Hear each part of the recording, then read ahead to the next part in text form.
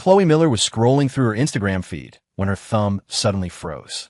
In a photo saturated with a vintage filter, Julian Vance's pale face was paired with the caption, "Returning to hallowed ground." In a list of likes, Jessica Miller's profile picture was a glaring little circle of betrayal.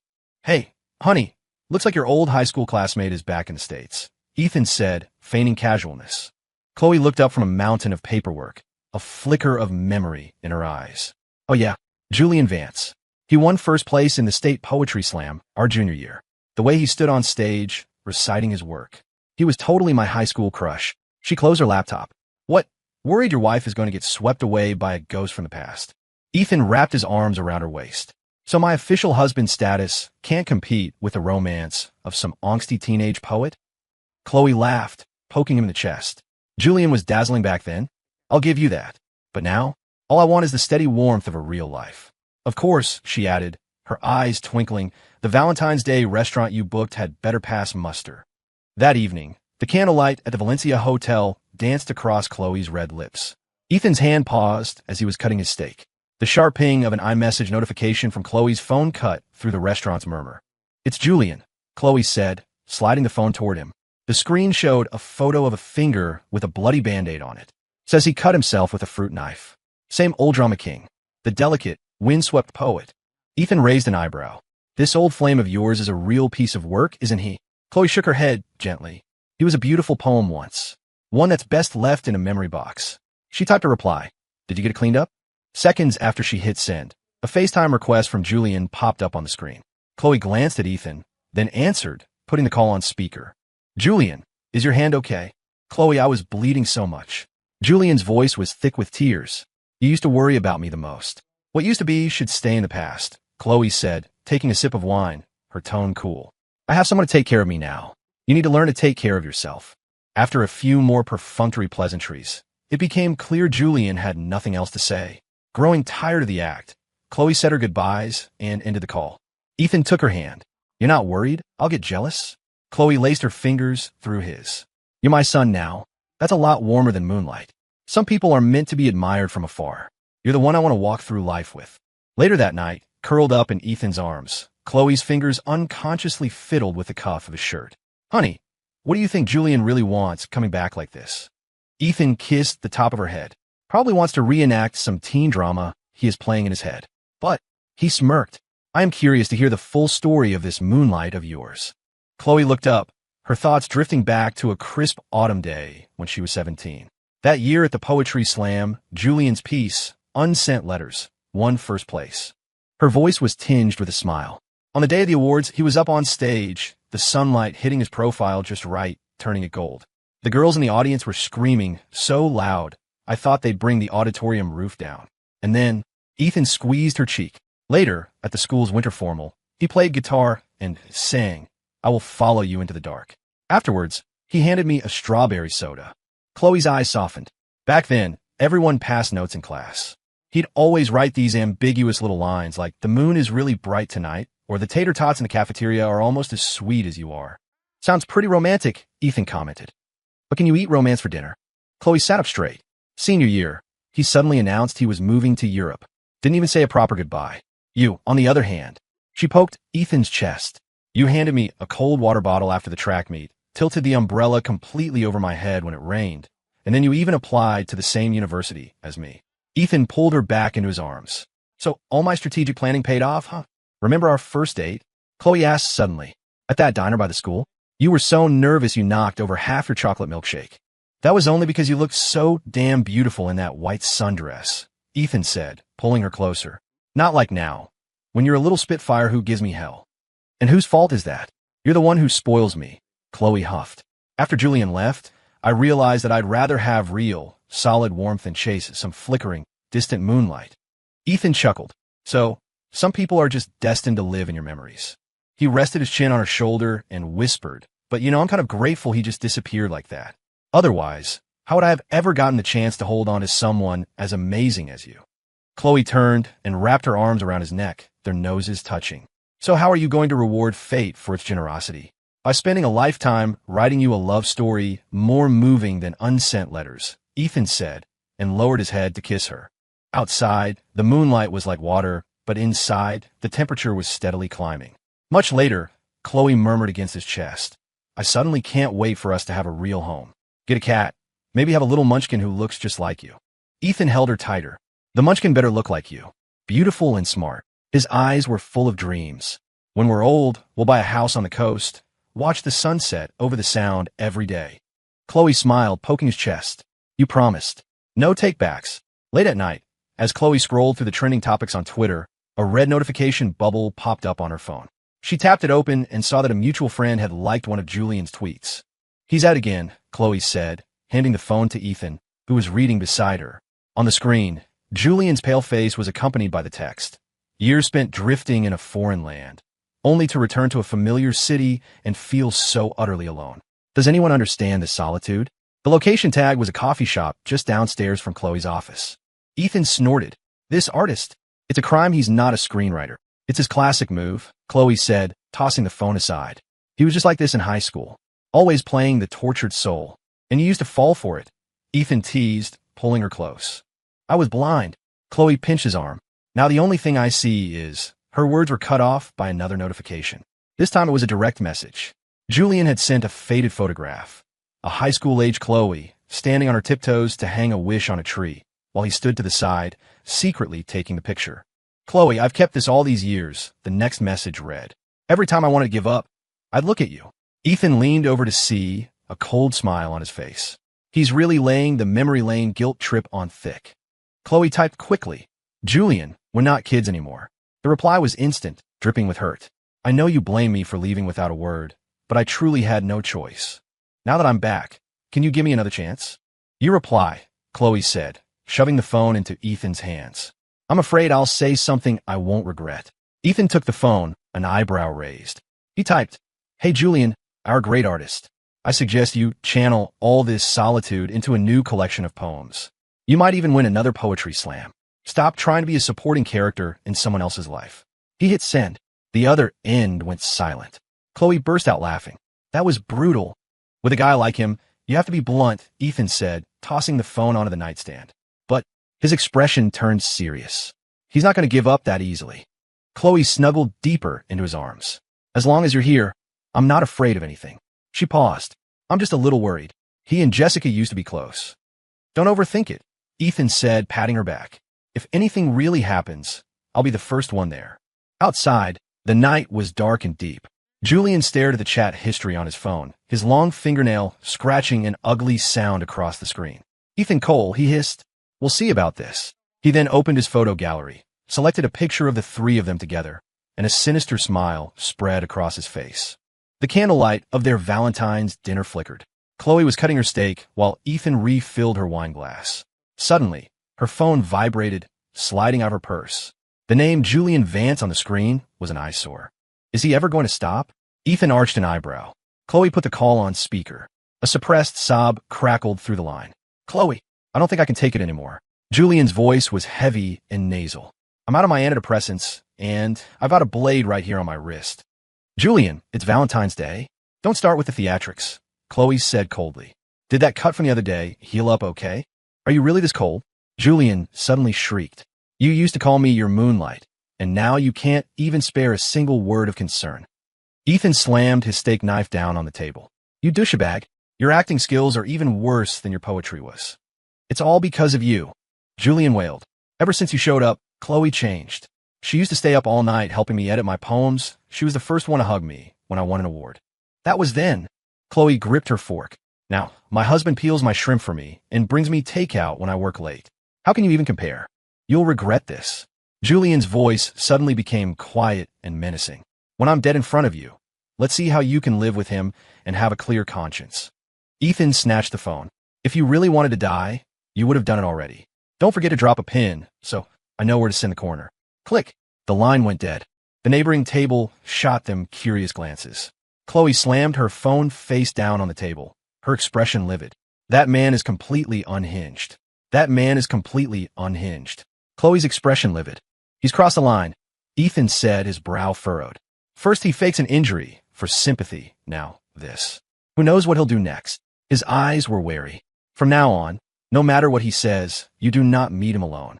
You tell me about any message you get from him first. Chloe leaned into him. Don't worry, I know. With you here, he can't pull anything. But Julian wasn't finished. 10 minutes later, a dozen notifications flooded Chloe's phone. The photos showed Julian, pale-faced, lying in a bathtub, a shockingly red wound on his wrist.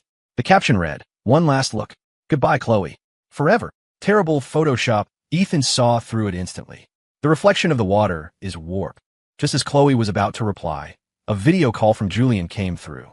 On screen, his hair was a mess, his eyes were vacant, and he was shaking a bottle of sleeping pills in his hand. "Chloe, you really won't see me one last time?"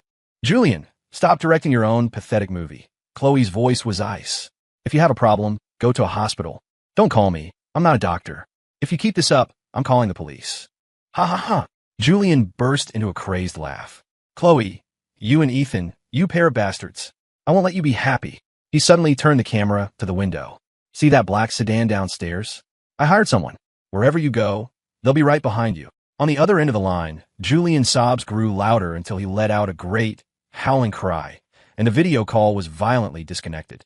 Chloe stared at the dark screen, her brow deeply furrowed. "Looks like he's run out of tricks," Ethan sighed, reaching out to take her hand. "But we still can't let our guard down. He wasn't like this before." Chloe murmured, "What on earth turned him into this?" "Don't think about it too much," Ethan said, pulling her into a gentle hug. "What matters is what we do now. Starting tomorrow, I'm driving you to and from work." Chloe leaned her head on Ethan's shoulder and nodded. "As long as you're here, I feel safe. Whatever he tries next, we'll face it together." Another weekend. Sunlight streamed through the bay window into the living room. As Chloe fixed her hair in a mirror, Ethan dangled his car keys. "Honey, the cherry blossoms at the university are in full bloom. If we don't go now, we'll miss them." The sudden ring of her phone shattered the calm. Chloe glanced at the caller ID, and her face fell. "It's Julian again." Ethan's brow furrowed, his eyes sharp with suspicion. "I wonder what he's trying to pull now." Chloe held up a hand and answered the call. "Hello, Chloe." Julian's voice was choked with sobs. "My grandmother. She's not going to make it. She keeps asking for you. She wants to see you one last time." Chloe's hand tightened on the phone. "Don't you dare joke about your grandmother. Why would I lie about this?" Julian's voice rose. "The doctor said she won't last a day. Grandma said if she doesn't see you, she can't die in peace." Ethan leaned close to Chloe, whispering, "Don't go alone. It's a trap." Chloe took a deep breath. "Ethan and I will come together." "No," Julian said urgently. "Grandma doesn't want to see strangers. If she knows you brought someone else." "Julian," Chloe cut him off, her voice firm. "Your grandmother used to always save me the biggest slice of her apple pie. The Christmas cookies she baked were always twice the size of anyone else's. I remember that kindness. But if you dare use her to manipulate me..." She paused. "I will never, ever forgive you." There was a moment of silence on the other end. Then Julian's voice softened. Then just hurry." Hanging up, Chloe pinched the bridge of her nose. "Something feels wrong, but what if it's true?" "I'm here," Ethan said, grabbing a jacket from the hall closet and draping it over her shoulders. "Let's go to the hospital. I want to see what other tricks he has up his sleeve." On the way, Julian's messages kept popping up. "Grandma keeps calling your name. The doctor said there's not much time. Chloe, I'm begging you. Don't let her die with this regret." Chloe stared at the messages, her frown deepening. His grandmother really was so good to me. If she's really... "Don't jump to conclusions," Ethan said, taking her hand and gently rubbing her knuckles with his thumb. As the car pulled into the hospital parking lot, Chloe's phone buzzed again. Julian had sent his location with a message. "Chloe, Grandma is waiting. Don't let me down." Ethan killed the engine and turned to look at her. "Ready? Whatever happens, I'm right behind you." Chloe nodded and pushed open the car door. "Let's go. I hope I'm wrong. I hope his grandmother is okay." They walked toward the inpatient wing together, Chloe's heart beating faster with every step. The antiseptic smell of the hospital corridor was sharp and biting. From a distance, Julian saw Chloe's figure and a flash of ecstasy lit his eyes, but it froze into a mask of ice the moment he saw Ethan. "What are you doing here?" He blocked the doorway to the hospital room, his long fingernails nearly poking Ethan in the chest. Chloe pushed him aside with a frown. "Move. I want to see your grandmother." The moment the door closed, Julian leaned in and whispered in Ethan's ear, "Have you ever seen Chloe in a white dress, making a wish under a cherry tree? Her eyes only had me in them back then." Ethan scoffed. "But now she's chosen to spend the rest of her life with me. It's just novelty." Julian suddenly grabbed Ethan's wrist. "In high school, she copied her notes for me. The secrets we shared on the rooftop. Can you replace those memories?" Ethan shook his hand off. Memories, no matter how beautiful, are in the past tense. Her good morning kisses, her good night hugs. Those are all for me now. Julian's pupils constricted. He slammed his fist against the wall. You just swooped in when I was gone. She told me she'd wait for me when I went to Europe. Wait for a guy who left without so much as a goodbye. Ethan took a step closer. And you? Using your own grandmother's illness as a ploy. How do you think she'd feel if she knew? That was the last straw. Julian grabbed his own hair, his voice shrill. I had no choice. It was the only way she'd see me. She's mine. She can only be mine. He then raised his hand and slapped himself hard across the face. The sharp crack echoed down the hallway. The hospital room door opened at that exact moment. Chloe stood there, stunned, clutching a hand-knitted sweater. Julian immediately crumpled to the floor, tears and snot smearing his face. Chloe, Ethan, he humiliated me, said I wasn't good enough for you. Julian, Chloe threw the sweater at him. Your grandmother just told me you've been leeching off her for 10 years, and now you're pulling this pathetic stunt? She linked her arm through Ethan's. Honey, let's go. Ethan wrapped an arm around her shoulders. As they left, he glanced back at the curled-up figure on the floor. Try to win someone back by playing the victim. So much for your artistic dignity. As the elevator doors slowly closed, Julian violently kicked over a nearby trash can. Chloe, it's been forever. There's a new French place at the Valencia tomorrow night, my treat. You have to be there. Jessica Davis's voice, playful and coaxing, echoed from a speakerphone in the living room. Chloe raised an eyebrow at Ethan, who was peeling an apple. Jessica's inviting me to that new French place at the Valencia. Says the food is to die for. The Valencia? Ethan's hand paused. The last time Julian posted on Instagram, his location tag was right around there. You think she? Chloe didn't finish her sentence. Ethan had already pushed the plate of sliced apples toward her. You can't be too careful, he said, wiping his hands. I'll drive you there. I'll book a table in a room next door. If I don't hear from you in half an hour, I'm coming in. The next evening, Chloe walked into the private dining room in her high heels. Jessica immediately threw her arms around her in a hug. I missed you so much. You have to try this foie gras. It's literally life-changing. Their wine glasses clinked together. Chloe tilted her head back and drank the red wine, not noticing the flash of tension in Jessica's face. My head feels so dizzy. Chloe pressed a hand to her forehead as the lights in the room began to swim and distort. Chloe, what's wrong? Jessica asked, pretending to steady her, but whispered in her ear, I'm so sorry. $50,000 is just. It's a lot of money. The door was kicked open. Julian appeared, a sinister smile on his face. He ran a fingernail down Chloe's flushed cheek.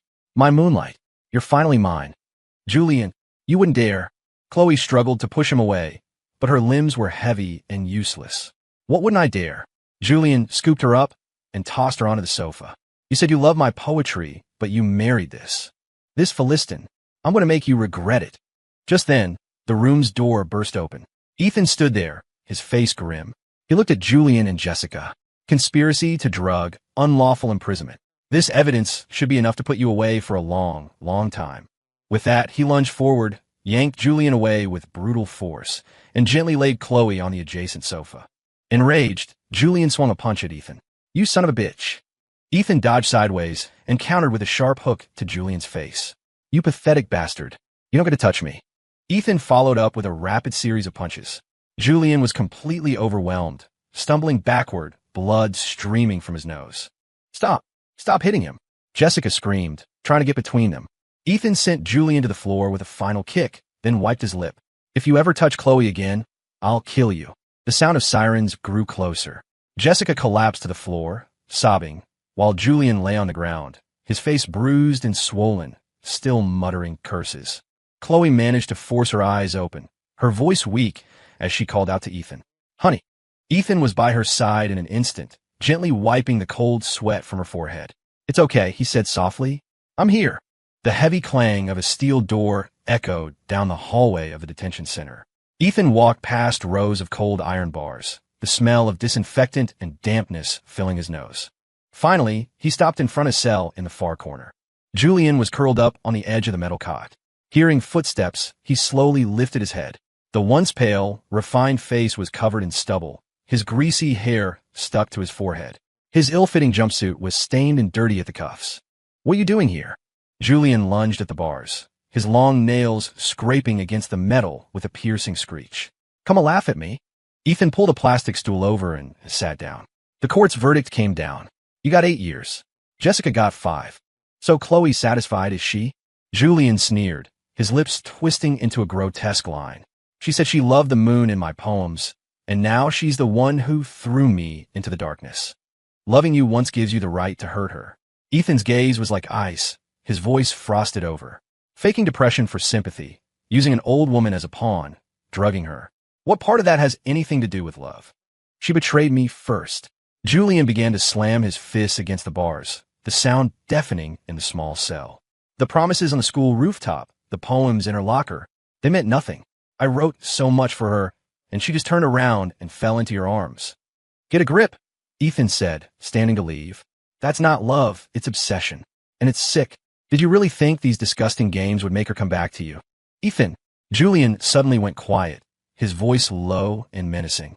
I've got nothing but time in here. When I get out.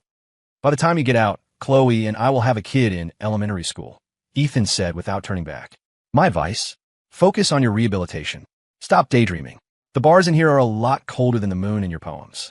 At the same time, in the study at home, Chloe was flipping through a wooden photo album.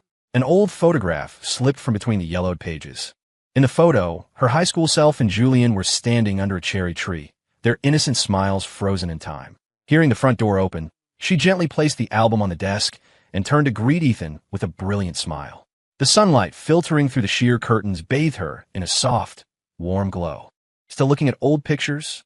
Ethan leaned against the doorframe, his eyes falling to the album and then to the photo on the desk. He raised an eyebrow. Well, if it isn't our beautiful Chloe's trip down memory lane. Chloe ran over and wrapped her arms around his waist, her eyes sparkling. You know what I just realized? Our wedding photos are so much better. The days we spend grocery shopping together, or being lazy in bed on a weekend. That's 1,000,000 times more interesting than some old pictures. She stood on her toes and pecked him on the cheek. Right now, my head is just full of ways to make new memories with you. Ethan playfully tapped her nose and smiled. In that case, I'd better be on my best behavior, so I can fill up your entire memory album with our own special brand of sweetness. Speaking of which, that new sushi place you wanted to try last week. How about this weekend? Chloe's eyes lit up, but then she pouted. Nope, you still owe me a candlelit dinner. You promised to cook for me, but then you had to work late. No more excuses. We're starting tonight with you showing off your skills in the kitchen. I want those garlic pork chops you make. As you wish, my lady, Ethan said, putting an arm around her shoulder. I promise it'll be a meal to remember. But after we eat, we'll have to walk it off. That new flower shop downstairs? I think I saw those blue plumbagos you've been talking about. Chloe's smile made her eyes curve into crescents. She rested her head on his shoulder. It's so good to have you. From now on, we'll take our time and make up for all the romance we missed. Outside, the sun was shining, chasing away the last of the shadows. After the whole ordeal with Julian, Chloe truly understood that Ethan was the most solid anchor in her life. In the time that followed, Chloe and Ethan turned their life into a romantic adventure. Weekends were spent either on road trips to explore small towns and their hidden culinary gems, or cozied up at home playing co-op video games. Their social media feeds were filled with goofy selfies and travel vlogs. Honey, we always used to say we were young and had plenty of time to play. But now, I suddenly feel like I want to settle down, Chloe said, snuggled in Ethan's arms, her fingers toying with a button on his shirt. After everything we've been through together, all I want is to have our own little family, with a few adorable babies who look just like you. Ethan leaned down and kissed the top of her head, smiling. What brought on this change of heart? I thought you wanted to travel the world first. What's traveling the world compared to the fun of raising kids with you? Chloe tilted her head up, her eyes shining. Besides, once we have kids, our travels will just turn into family vacations. I'm happy just thinking about it. From that day on, Chloe began to actively prepare. She turned down unnecessary social events, studied parenting books with Ethan, and even hired a nutritionist to plan their meals. 3 months later, an early morning test strip with 2 red lines sent a cheer erupting from the bathroom. Chloe ran out, holding the pregnancy test aloft. Ethan, look, 2 lines. I'm pregnant. Really? Ethan shot up from the bed, his hands trembling as he took the test. He then swept Chloe up into his arms, spinning her around the room. I'm going to be a dad. My wife is having a baby. I have to call my parents right now. At the first checkup in the ultrasound room, the doctor pointed at the screen. Congratulations, you two. You're having twins. Both babies are developing very well. However, with a twin pregnancy, morning sickness and other symptoms might be more intense. You'll need to be extra careful with diet and rest, and you'll have to exercise some restraint in your marital life. Leaving the hospital, Chloe stole a glance at Ethan's tense face and couldn't help but tease him. Mr. Cole, looks like it's going to be a long 10 months of self-cultivation for you.